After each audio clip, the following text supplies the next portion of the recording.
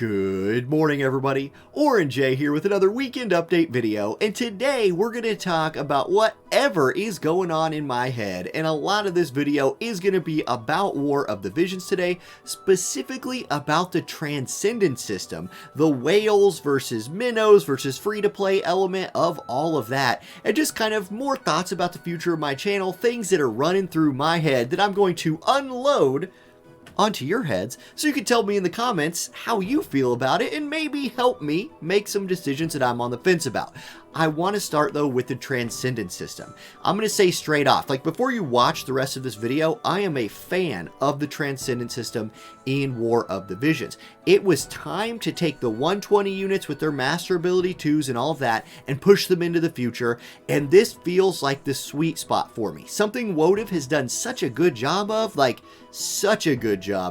in the history of this game, is keeping older units relevant, and the way to do that while simultaneously having some power creep, which is necessary for a gacha game. Like, understand this, guys. If you don't have some level of power creep in your game, the game will die because no one will need to pull the newest stuff. If no one needs to pull the newest stuff, the game's not making money, and while yes, we might sit here and hate the way it works where they have to make money, that is the model. And so this game, while pushing new characters like Sephiroth, who are really good and, you know, must pulls or whatever, has done a great job with the older units in the game. I mean, look at MR Mont. He is as viable today as he has ever been in this game, and keeping them relevant. And I think this is just right in line with that.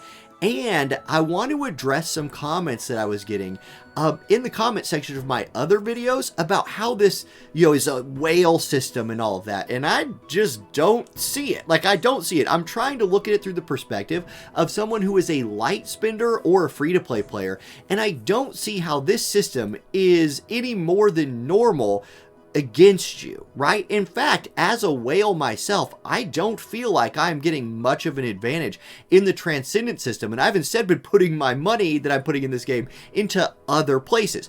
Let me show you what I'm talking about here. So, here's my unit roster. I have two 140 URs, Sephiroth and Oberon. I have an SR and an MR, Mont and Leela. Now, Leela is the only sub-MR unit you can even transcend right now. So I got her transcended, and that was mostly just for limited Guild Wars. And then Mont is somebody I'm going all in on and spending my scrolls in. That's it. Now, I do have one more UR antler left, and I got that UR antler with paid Visior, but I'm just sitting on it. A free-to-play player, a Dolphin level player, someone who spends less money than me, could have these exact same 140s as I do, and most of the power in the Transcendence system, especially early on, like especially right now, is tied to just transcending them and leveling them to 140. Let me show you what I'm talking about here. So here's King Mont. This is a character that you can transcend in the game right now. He's somebody I definitely will transcend in the future, but most of the power from making this guy to the next stage, right, taking above level 120, lies in this dream ability right here. The Pearson missile resist 15% is excellent for a tank, and this Destiny of Leonis skill upgrade is crazy. Like, he gets 8 more defense, self-heal when his HP drops below 50%. That is amazing. And yes, if you wanted to, if you are hoarding your UR scrolls and you want to just pump those into this guy, sure, you could get him maybe like 2,000 to 3,000 more HP, but those scrolls are rare. And this is where I want to talk about the like spending money versus not spending money part of this. And let me give you the whale's perspective on this Transcendence right here. If you're a whale and you were somebody like me who was like, hey, if nothing else, just for content on the first week, I want to go as hard into Transcendence as I can. I want to go as hard into Reincarnation as I can just to put out content, right? Like, so much of the money I spend on this game comes from you guys. Like, you all sub to my channel, you all are members, and I put that money, a lot of it, back into this game. I could not, because the only thing you can straight up spend money on for Transcendence right now and Reincarnation is this Transcendence pack, and it sucks. Like, sure, 5,000 paid for 80 bucks is the standard fare, but if I'm going to spend 80 bucks right now, I'm putting it into just a Visior pack. I want 5,000 Visior and then 5,000 more Visior so I could keep pulling on things. Like, 60 scrolls and one more antler for 80 bucks is not going to do it. And I think where this pack went wrong is offering these materials here. Like, as a whale, I don't need rainbow vision spheres, and I definitely don't need rainbow fragments of thoughts. And yes, these tickets are nice, but an 8 select type ticket for 60 prisms feels very much more like new player to me, and maybe this pack is targeted towards like new player whales or people who are just joining the game and looking to spend some money. But if they've watched my videos, they know I steered them away from this pack, and that is the only thing in the game right now that you can throw money at to get more antlers and more UR scrolls. Now, before you get in the comment section, yes, there was, and I think it was in this deluxe shop right here, there was a paid, this one right here, there was this paid Visior Transcendence pack. So for 2,000 paid, you could get one more antler and 100 scrolls. I definitely bought this one, but 2,000 paid Viz is not whale territory. That is like if you buy stuff in the game, this is the anniversary, I think a lot more people than straight up whales and krakens bought this stuff. And guess what? I still have this. So the account that I just showed you, right?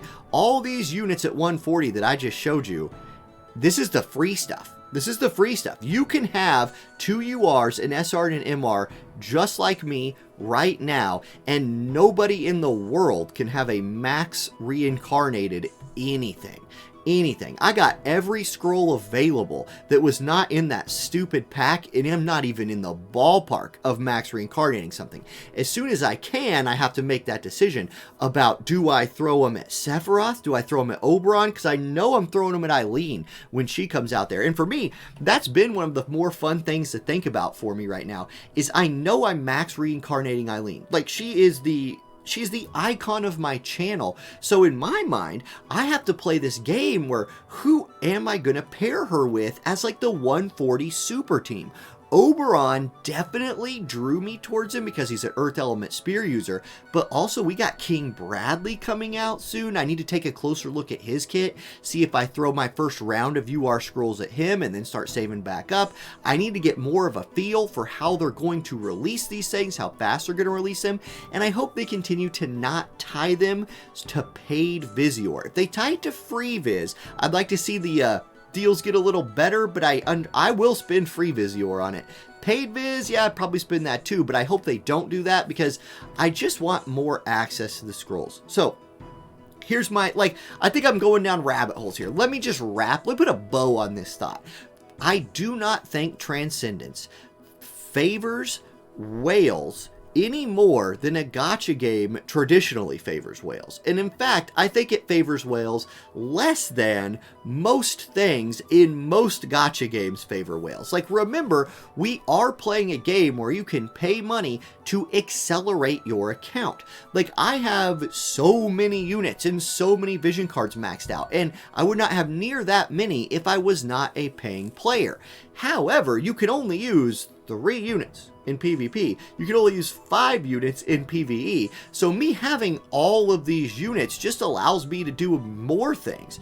It doesn't necessarily give me more power for someone who's been playing as long as me. Now, if you're brand new and you want to catch up fast, money can accelerate that process. But really, with Transcendence and Awakening, not that much. Not that much right now. So that's my thoughts on that. I hope they continue to make the materials more accessible, and I hope they just continue to include them in login rewards, include them in maybe some missions, right? Let's have some more missions, and we do have the second week of the anniversary coming up this next week. I hope for at least 1 or 2 more free antlers there.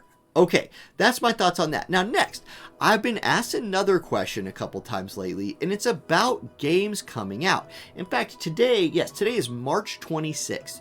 On April 26th, Honkai Star Rail comes out, and this is a game that is made by the people who made Genshin Impact. It's a turn-based combat game, which, I mean, you know, the Final Fantasy fan in me sees that and is like, hey, you know, I mean, that's kind of cool.